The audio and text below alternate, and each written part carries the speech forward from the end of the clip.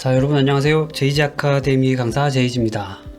지난번에 제가 올렸던 영상에서 제 모작이 안 좋은 이유에 대해서 좀 설명을 했는데, 여기에서 이제 조금 이해가 어려운 부분이 있었던 것 같아가지고 이번에 좀 쉽게 풀어서 모작이 왜 좋은 공부 방법이 아닌지에 대해서 조금 설명을 해보려고 합니다. 실제로 모작이 그렇게 좋은 공부 방법이 아니라는 건 아니에요. 모작은 잘하면 좋은 공부 방법 중에 하나입니다.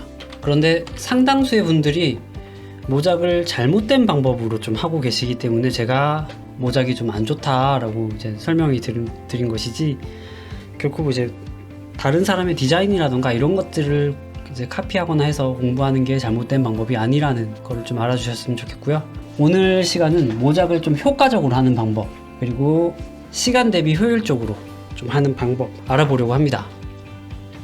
자, 모작을 하는 시간이 우리가 좀 오래 걸리잖아요. 근데 이 모작을 한다고 해서 그림이 껑충껑충하고 늘지가 않아요. 그 시간 대비. 그림을 똑같이 따라 그리는 거는 중학생이나 고등학생들도 충분히 따라 할 수 있는 방법입니다.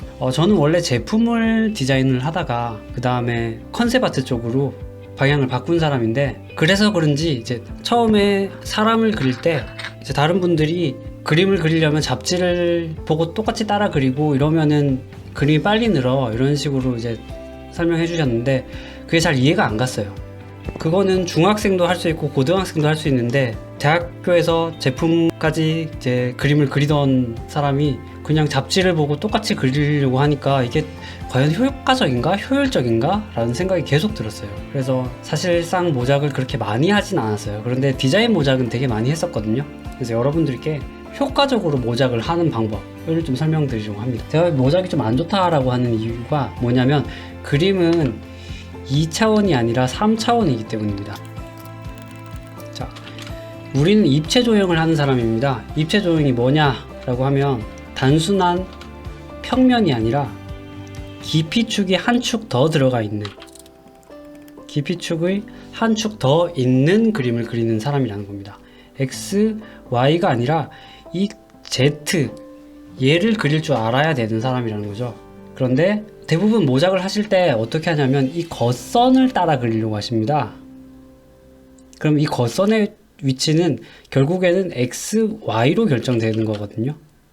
그래서 많은 분들이 이걸 모작하실 때 이렇게 모는 종이를 까세요.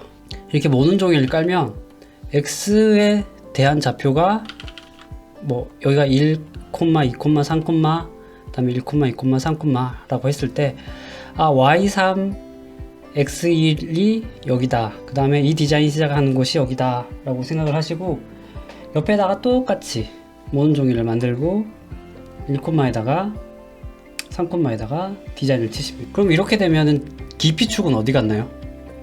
기피축이 없죠. 이렇게 해서 겉선을 따라 그리게 됩니다.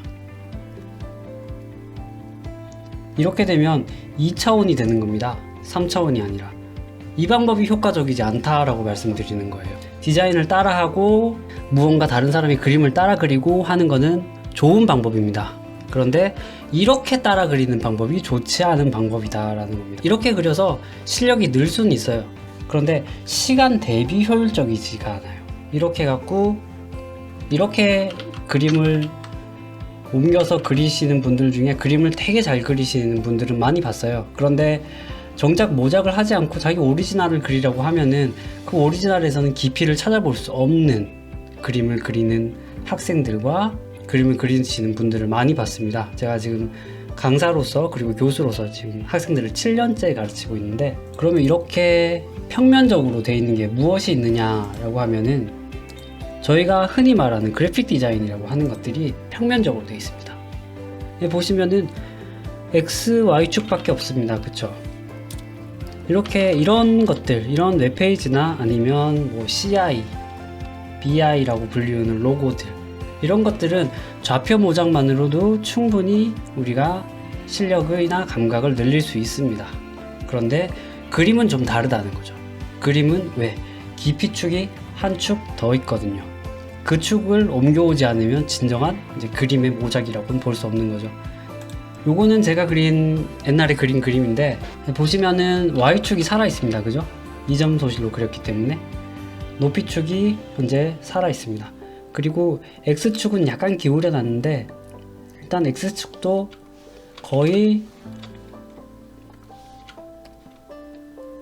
수평에 가깝게 있습니다. 그런데 깊이축을 보시면은 깊이축이 굉장히 많이 들어가 있는 걸 보실 수 있을 거예요. 이렇게 이 깊이를 잡아야 된다는 겁니다. 얘가 Z축입니다. 이 Z축을 제대로 옮겨오지 못한다면은 그림이 느는데 시간이 좀 오래 걸립니다. 그래서 모작을 한다고 해도 그 모작이 시간 대비 효율적이지 못하다라고 제가 말씀드리는 겁니다. 자, 그러면 지금 여기 있는 롤 일러스트가 이렇게가 아니라 어떻게 깊이축을 잡을 수 있느냐라고 하면은 이제 투시라는 걸 이용해서 잡게 되죠. 자, 투시라는 거는 스케치에서 우리가 지금 보고 있는 2차원의 화면에서 3차원을 그릴 수 있는 유일한 방법입니다. 그래서 이 투시에는 뭐 1점 투시, 2점 투시, 3점 투시, 4점 투시 뭐 이런 식으로 투시들이 있죠. 그래서 이 투시들을 처음에 익히는 게 중요합니다. 이 개념을 정확하게 이해를 하고 그 다음에 3차원 모작을 해야 됩니다. 그러면 이거를 3차원 모작을 한다라고 하면 어떻게 하면 좋을까 라고 했을 때, 자, 똑같은 그림이 있습니다. 근데 이 똑같은 그림은 지금 이 가랜 그림은 2점 소실로 그려져 있습니다. Y축은 살아있고요.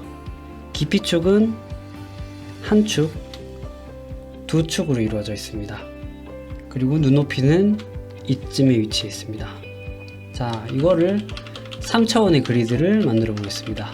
이렇게 XY만 있는 격자 그리드가 아니라 3차원 그리드를 만들어 보겠습니다. 3차원 그리드를 만들면 이런 식으로 됩니다. 보이시죠? 자, 이렇게 되면 어떻게 될까요? 지금 제가 세로축은 안 그려놨는데 세로축을 또 이렇게 조금 그려보겠습니다. 자, 그러면 여기 가렌이 어떻게 서 있는지 보이시죠? 이 가렌이 현재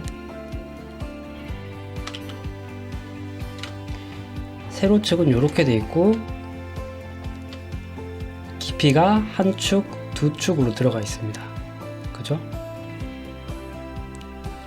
그러면 점이 하나 더 늘게 되죠? 자, 이 점을 옮기라는 겁니다. 자, 똑같이 옆에 하나 만들고 그 다음에 이렇게 3차원의 판을 만들었습니다. 그리고 옆에 Y축 해놓은 것도 가져가 보죠. 자, 이렇게 되면 위에 것과 다르게 위에 거는 단지 Y축, X축 이라는 평면 조형이었다면 밑에 보이는 지금 이 박스는 Y축 그리고 X축 그리고 Z축 이라고 하는 3차원의 투시가 생성됩니다. 자, 이제부터 옮겨보는 겁니다. 하나, 둘, 셋, 넷. 하나, 둘, 셋. 하나, 둘. 여기입니다. 그쵸? 하나, 둘, 셋, 넷. 하나, 둘, 셋. 그 다음에 하나, 둘, 하나, 둘. 하나, 둘. 여기죠?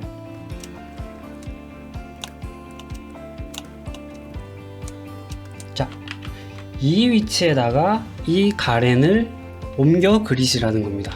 당연히 이렇게 그리는 게 쉽죠, 그렇죠? 이렇게 보면은 여기만 찍으면 그만이니까.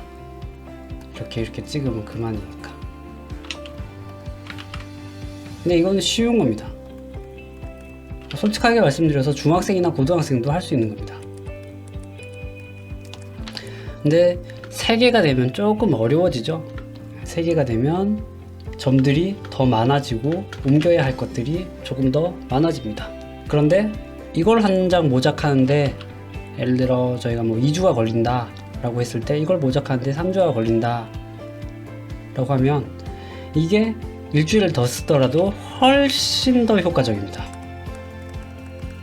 이거 한 장 이렇게 옮기는 것보다 이렇게 3차원 축으로 한 장을 옮기는 게 이거를 몇 장 그리는 것보다 이거 한 장 그리는 게 훨씬 더 여러분들에게 큰 도움과 공부가 될 겁니다. 그리고 당연히 어려운 만큼 저희가 2차원으로 그림을 그리는 것보다 3차원으로 그림을 그릴 줄 아는 게 더 고급 기술이다 라고 할 수 있겠죠. 여러분들께 조금이나마 도움이 되면 좋겠습니다. 감사합니다.